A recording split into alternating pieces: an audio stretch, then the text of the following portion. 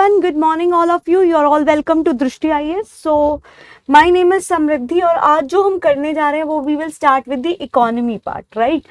जो आपका MPPCS में इकोनॉमी होता है उस सेक्शन को हम यहाँ पे स्टार्ट करेंगे. Before starting this session let me tell you कि इकोनॉमिक्स एक ऐसा टॉपिक है जिससे बच्चे जनरली डरते हैं. उनको ये लगता है बहुत ही टेक्निकल सा टॉपिक है एंड ऑल दैट. देखो, आपको जितना यहाँ पे क्लास में करवाया जाए और जितना बोला जाए उतना पढ़ लीजिए, मोर देन सफिशिएंट. ठीक है, इवन MPPCS की भी जो भी आपकी MP की इकोनॉमी आती है वो हम यहाँ पे कवर करेंगे. आपको उसके साथ साथ क्या करना है, सिर्फ और सिर्फ प्रीवियस ईयर क्वेश्चंस करने, इसके अलावा और कुछ भी नहीं करना. Clear enough? तो स्टार्ट करते हैं. तो यहाँ पे इकोनॉमी ऑफ इंडिया की बात करी जाए तो इसमें क्या कुछ आपके पास दे रखा है सिलेबस में. तो सिलेबस में जो आपके पास दे रखा है that is Indian economy, industrial development, foreign trade, import and export. India की इकोनॉमी, देखो इसने वर्ड ही क्या लिखा है, इंडिया की इकोनॉमी. भैया इंडिया की इकोनॉमी में सब कुछ आता है, ठीक है ना. नेक्स्ट, इंडस्ट्रियल डेवलपमेंट, इंडस्ट्री कैसे इंडिया के अंदर डेवलप हुई. देन फॉरेन ट्रेड, बाहर के लोगों का ट्रेड, ठीक है, import and export. Next, financial institution जैसे कि RBI, nationalised banks, SEBI, stock exchanges and NBFCs. ठीक है, तो ये सारी चीजें हो गई आपकी. उसके बाद अगर हम बात करें इकोनॉमी ऑफ मध्य प्रदेश, इसमें आपको क्या करना है, demography and census of Madhya Pradesh, economic development Madhya Pradesh की, MP में कौन कौन सी इंडस्ट्रीज है. लेकिन हाँ, ये तीनों चीजें हम इकोनॉमी में करेंगे. डेमोग्राफी क्या है, सेंसस क्या कहता है, बजट क्या बोलता है, इकोनॉमिक डेवलपमेंट क्या बोलती है, और कौन कौन सी आपके पास मेजर इंडस्ट्रीज हैं. Clear enough? नाउ स्टार्ट करते हैं आज की हमारी क्लास, जिसमें हम स्टार्ट करेंगे इंट्रोडक्शन ऑफ इकोनॉमिक्स से. तो सबसे पहले हम लोग यहाँ पे बहुत ही बेसिक से चलेंगे. MPPCS का बीच बीच में हम एक क्लास रख लेंगे ताकि 2 क्लासेस में ऑलमोस्ट सारा आपका MP का कवर हो जाएगा. ठीक है, तो स्टार्ट करते हैं आज की क्लास. तो सबसे पहले let us start with the introduction to economics.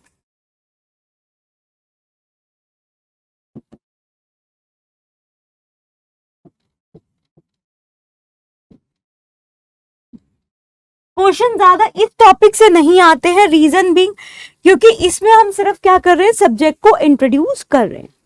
तो सबसे पहले आपको समझना है कि इकोनॉमिक्स का मतलब क्या होता है. ठीक है, आपको ये समझना है कि इकोनॉमिक्स का मतलब होता है क्या. ठीक है, सो यहाँ पे इकोनॉमिक्स जो है, यहाँ पे देखो पीछे जब भी आ जाए आपके पास ये चीज, ठीक है, इसका मतलब होता है that it is a branch और it is a study of.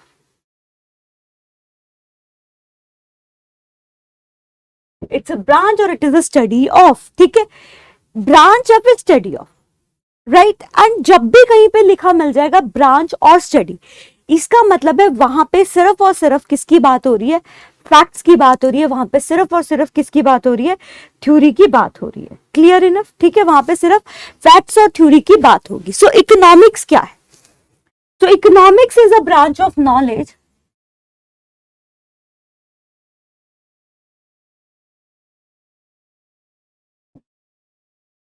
that is concerned with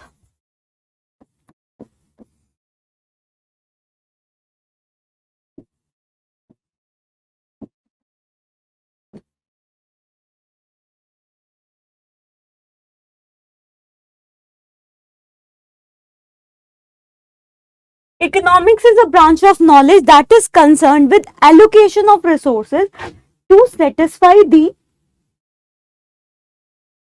needs or the wants of the people.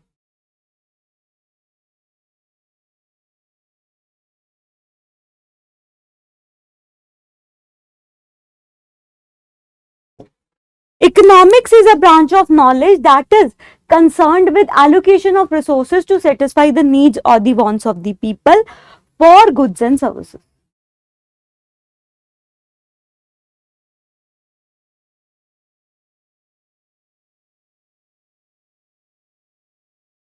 ठीक है, गुड्स और सर्विसेज के लिए। समझ में आया क्या कि ये आपकी एक ब्रांच हो गई जिसमें आप किससे बात करते हो, जिसमें आप बात करते हो रिसोर्सेज की एलोकेशन के लिए, ताकि आप लोगों की यहाँ पे नीड्स एंड वांट्स को जो है यहाँ पे क्या कर सको, सेटिस्फाई करने की बात करी जाती है। मीन जैसे किसी पर्सन की कोई नीड है, कोई वांट है, तो उसको यहाँ पे सेटिस्फाई करने की जो बात करते वो कहाँ पे करते, इकोनॉमिक्स में। अब यहाँ पे आपने ये चीज सोची कि हमने यहाँ पे लिखा एलोकेशन ऑफ रिसोर्सेज। नाउ यहाँ पे एलोकेशन ऑफ रिसोर्सेज क्यों करना पड़ रहा है, क्योंकि यहाँ पे सबसे बड़ी प्रॉब्लम ये है कि जो रिसोर्सेज है उनकी कमी है, लेकिन लोगों की वांट्स जो है वो अनलिमिटेड है। ठीक है, समझ में आया। जैसे मान लीजिए कोई पर्सन है, if I am a professional, ठीक है, मैं अच्छी पोजीशन में हूँ, फाइन, एक जो है लेटर से एक आपके घर पे मेड काम करती है, ठीक है, ठीक है, वो उस पोजीशन पे नहीं है, क्या उसकी नीड्स और वांट्स नहीं है, बिल्कुल उसकी भी है, ठीक है तो वो भी ह्यूमन बीइंग ही ना। तो जो भी ह्यूमन बीइंग होगा उसकी कुछ जरूरतें होंगी, कुछ वांट्स होंगी। तो यहाँ पे प्रॉब्लम आती क्या है, प्रॉब्लम ये आती है कि रिसोर्सेज की यहाँ पे कमी होती है। रिसोर्सेज की कमी क्यों है, क्योंकि भैया उतने है ही नहीं है। जैसे मान लीजिए during the pandemic time, pandemic में क्या हुआ, आपने देखा था सैनिटाइजर्स के, मास्क के दाम कितने बढ़ गए थे। पहले वही मास्क जो ऐसे पड़े रहते थे, अब वो इतने महंगे महंगे आ रहे थे। वो ऐसा क्यों था, क्योंकि आपके पास जो मतलब रिसोर्सेस थे, दैट इज मास्क और सैनिटाइजर, उनकी कमी थी, बट उसको खरीदने वाले बहुत सारे लोग थे। समझ में आई बात। लैंड है, जमीन है, जमीन के केस में भी सेम है। जमीन की इतनी ज्यादा वैल्यू क्यों है, क्योंकि जमीन एक स्टार्स, एक लिमिटेड रिसोर्स है। रोज बोलते हैं ना पानी की बचत करो, पानी की बचत करो, है ना, पानी की बचत करो, क्यों, पानी एक लिमिटेड रिसोर्स है। जैसे पहले इस तरह की बॉटल्स नहीं आती थी, और अगर आती भी थी तो उनकी प्राइस बहुत कम थे। लेकिन आज वही ले लो, एक पानी की बॉटल जो है वो कोक की बॉटल के कंपैरिजन प्राइस की है ना, क्यों, क्योंकि पानी की कमी हो चुकी है। समझ में आ रही है बात, इतनी बात समझ में आ रही है कि ये प्रॉब्लम आ क्यों रही है, क्योंकि रिसोर्सेज की कमी। ठीक है, so here what you can say that resources are limited, जो रिसोर्सेज है उनकी कमी है, resources are limited in production. Mean जब आप प्रोड्यूस कर रहे हो तब भी रिसोर्सेज की कमी है, डिस्ट्रीब्यूशन करते हुए भी रिसोर्सेज की कमी है, जब आप रिसोर्सेज को डिस्ट्रीब्यूट कर रहे हो तब भी रिसोर्सेज की कमी है, and allocation of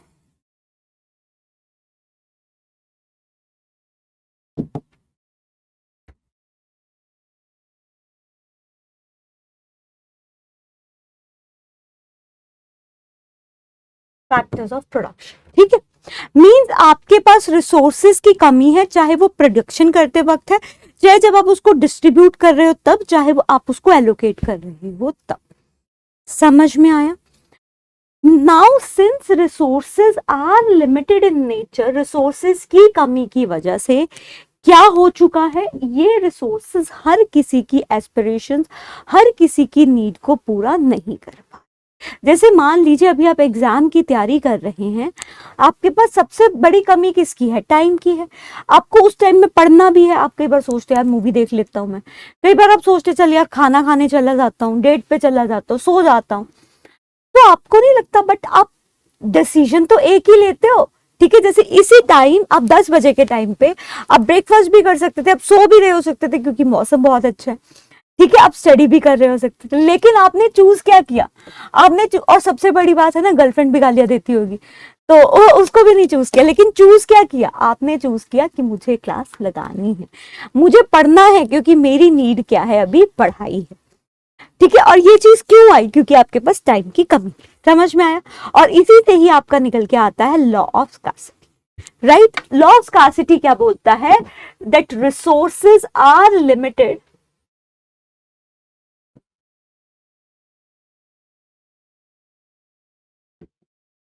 resources are limited in nature to satisfy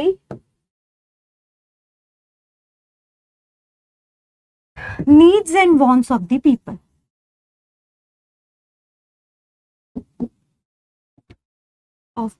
And this is law of scarcity.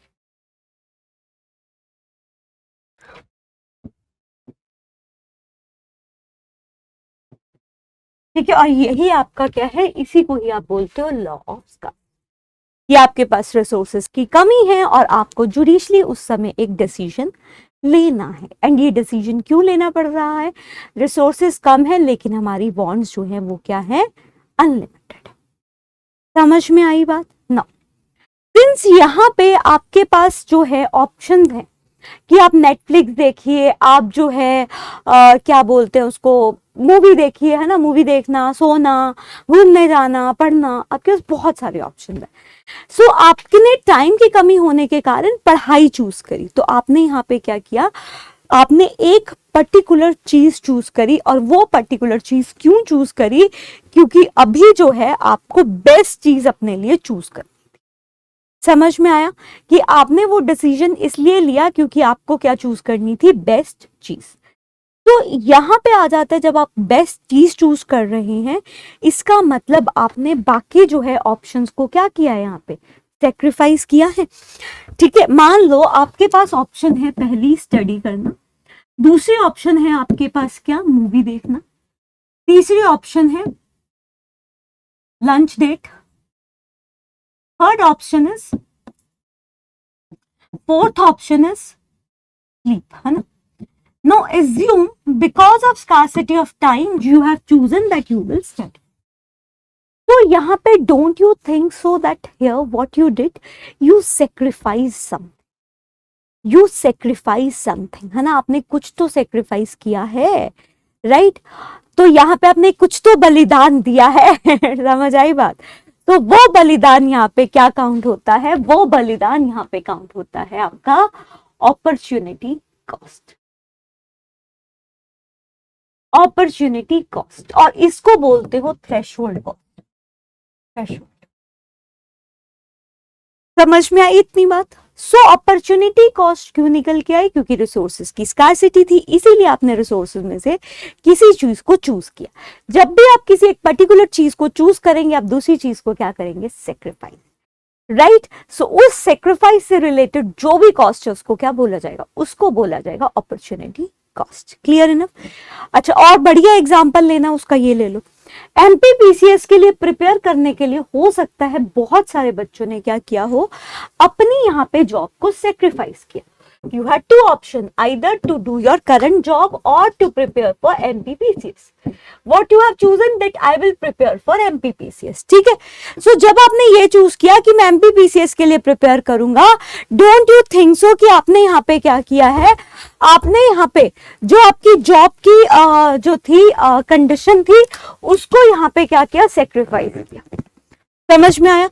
मान लीजिए आपका पैकेज था 3 लाख रुपए पर है ना, राइट, बिल्कुल बेसिक सैलरी लेके चलती है, इतनी तो लगती ही है ना। तो आपने एमपीपीसीएस की तैयार 2 साल में आपने मान लीजिए एमपीपीसीएस निकाल लिया, भैया 3 लाख ये प्लस इंक्रीमेंट भी तो होता, मान लीजिए 3.5 लाख, तो टोटल आपने कितना कॉस्ट सेक्रीफाइस किया, 6.5 लाख। और ये 6.5 लाख को क्या बोलोगे, that this was the opportunity cost जो आपने सेक्रीफाइस की, because you are missing something. Clear है, समझ में आई बात। सो अपॉर्चुनिटी कॉस्ट याद रखना हमेशा क्या होगी, पॉजिटिव होगी, क्योंकि आप कुछ ना कुछ तो सेक्रीफाइस करेंगे। आई होप यहां तक बात काफी हद तक आपके क्लियर होगी। क्लियर इनफ ना।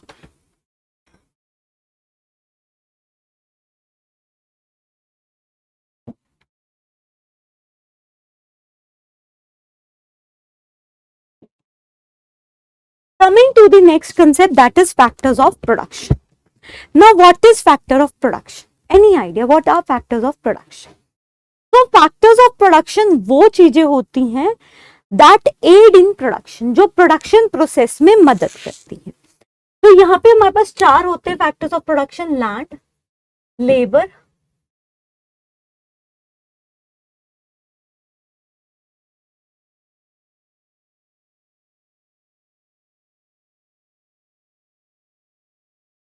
Capital and entrepreneurship.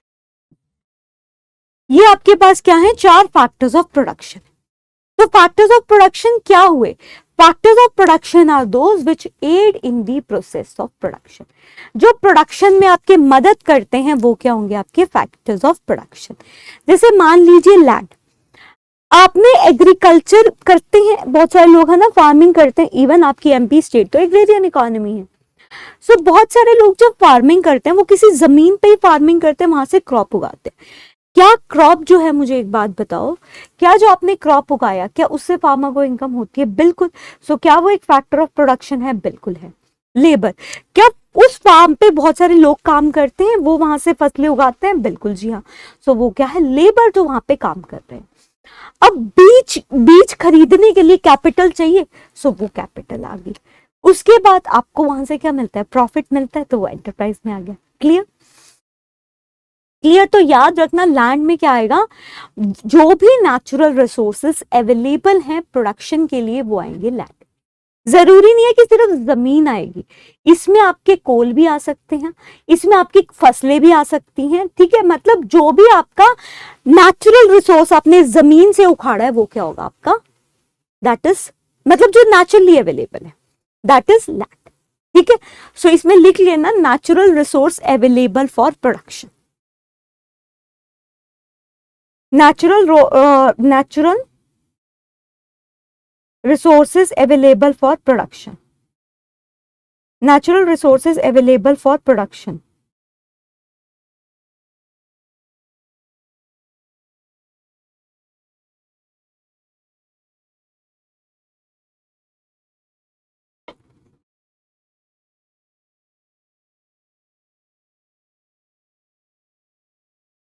नेक्स्ट लिखो लेबर। लेबर क्या होता है? Human input into the production process. Human input into the production process.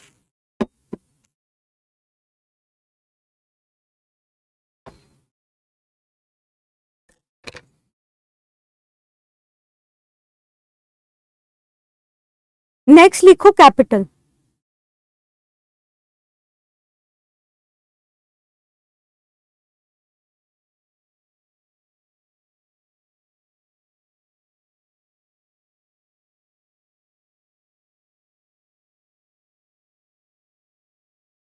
Capital, goods used in supply of other goods. Goods used in supply of other goods.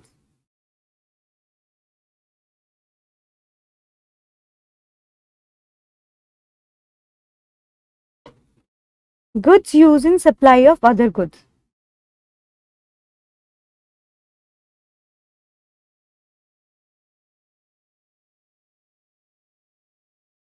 Goods used in supply of other goods. ठीक है, जो भी आप goods use करते हो दूसरे goods की supply के लिए। यहाँ पे आपकी जो कैपिटल है वो फाइनेंशियल भी हो सकती है, फिजिकल भी हो सकती है। फिजिकल कैपिटल मींस जैसे कि मान लीजिए मुझे बोर्ड चाहिए आपको पढ़ाने के लिए, ठीक है, मुझे पेन चाहिए आपको पढ़ाने के लिए, so that is a physical capital. Financial capital क्या हुआ? जो मैंने पैसा यहाँ पे स्पेंड किया है इसको खरीदने के लिए। ठीक है, समझ में आई? समझ में आया? नेक्स्ट लिखो enterprise. Enterprise, enterprise organise factors of production and take risk. Enterprise organise factor of production and take risk.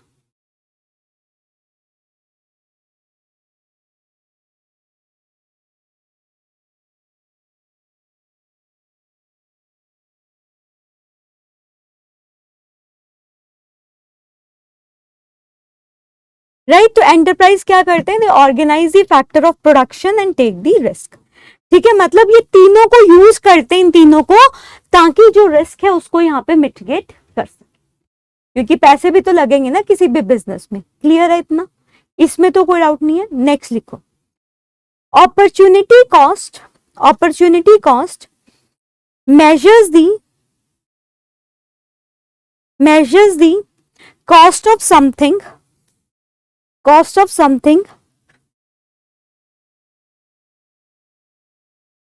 that one acquire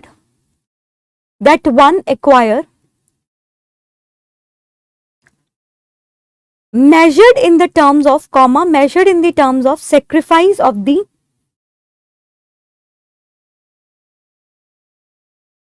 in term of sacrifice of the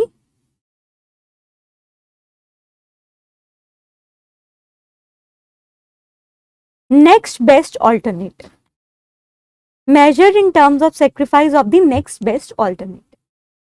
ठीक है कि आपने उस कॉस्ट को क्या किया, दूसरे बेस्ट ऑल्टरनेटिव के चक्कर में उसको सेक्रीफाइस किया। इसमें लिखो always positive, generally positive, it is generally positive और zero, it is generally positive और जीरो। ठीक है, क्लियर है इतना। नेक्स्ट, यहां पे आपको एक चीज याद रखनी है कि जरूरी नहीं है कि यहाँ पे ये चीज में ही हो, है ना, opportunity cost, it can be in value as well. ठीक है, it can be in value as well. ठीक है ना। अब यहाँ अच्छा इकोनॉमिक्स की डेफिनेशन भी लिख लो, क्योंकि फिर आप परेशान हो जाओगे कि मैम इकोनॉमिक्स की डेफिनेशन क्या है। तो write down the definition of economics. Economics is a branch of knowledge, economics is a branch of knowledge that is concerned with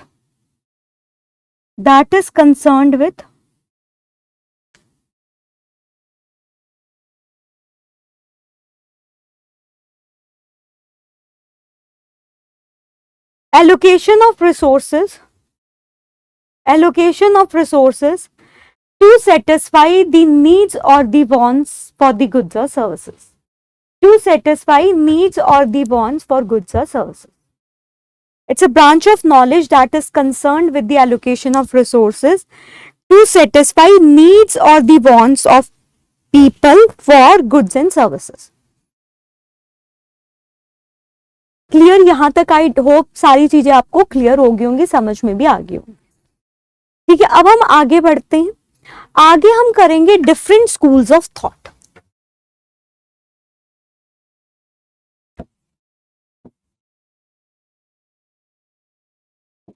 different schools of thought, different schools of thought मतलब अलग अलग जो भी यहाँ पे स्कूल्स अवेलेबल थे उनके अलग अलग विचार थे। वो विचार क्या थे, let us C.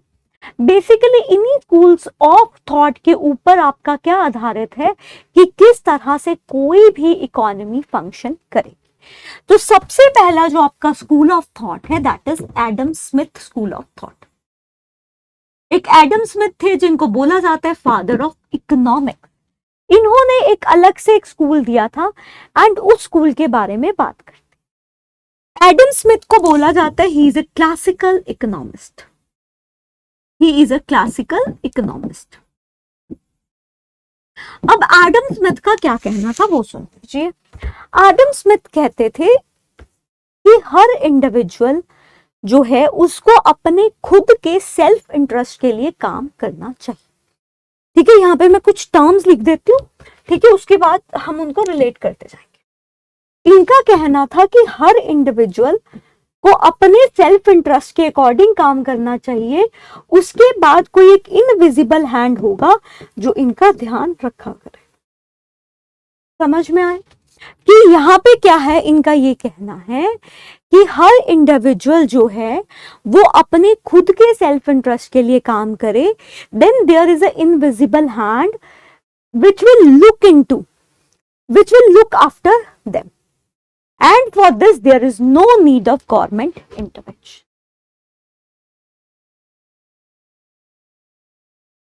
No need of government intervention. समझ में आया क्या बोलना चाह रही हूँ? बोलना मैं यहाँ पे ये चाह रही हूँ कि देखो यहाँ पे इसने बोला कि भैया जितने भी लोग हैं, है ना, जितने भी लोग हैं कंट्री के अंदर, अगर वो अपने खुद के इंटरेस्ट के बारे में सोचेंगे, जैसे मैं अपने खुद के इंटरेस्ट के बारे में सोचूं कि मुझे ज्यादा से ज्यादा पैसा कमाना है, ज्यादा से ज्यादा रिसोर्सेज प्रोड्यूस करने और व्हाटएवर, है ना, तो यहाँ पे एक इनविजिबल हैंड जो कि भगवान का हाथ होगा वो उनका अपने आप देख रेख कर लेगा। समझ में आई?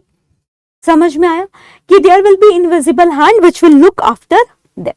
उनको कुछ भी और सोचने की जरूरत नहीं है, क्यों? क्योंकि अपने आप जो है इनविजिबल हैंड, भगवान का हाथ उनकी रक्षा कर देगा एंड यहाँ पे कोई भी सरकार की इंटरफेरेंस की जरूरत नहीं। समझ में आया?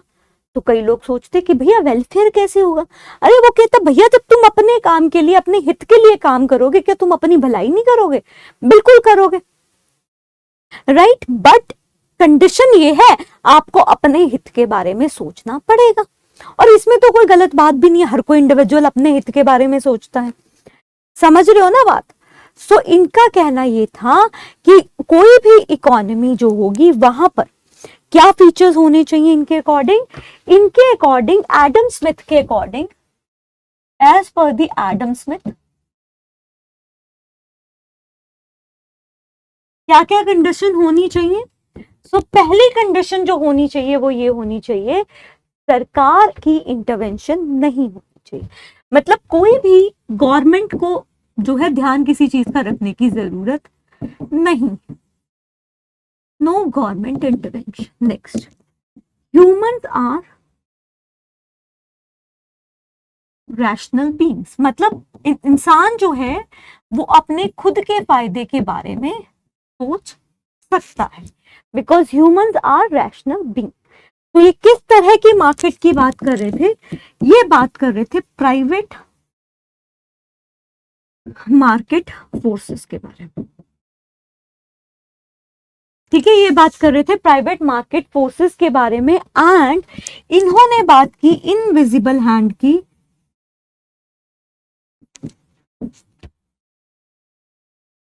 For welfare of people. इन्होंने बात की किसकी? इनविजिबल हैंड की, for welfare of people. Next thing,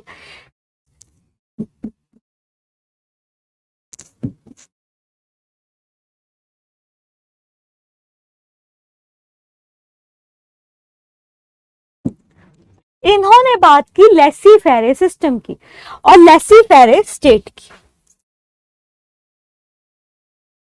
Lesi फेरे का मतलब क्या होता है? चलो पहले इनका, सरकारी इंटरवेंशन नहीं होना चाहिए, ह्यूमन रैशनल है तो वो अपना अच्छा सोच सकते हैं। Private market forces, that is जो भी मार्केट है वो किससे चलेगी? जो भी private market forces and demand and supply की। Invisible hand for the welfare of people, लोगों का भला करने के लिए एक इनविजिबल हाथ है।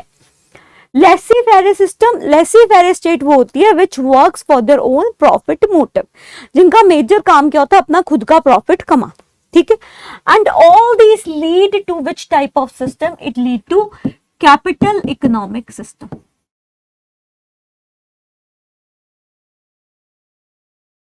All these things that lead to capital economic system.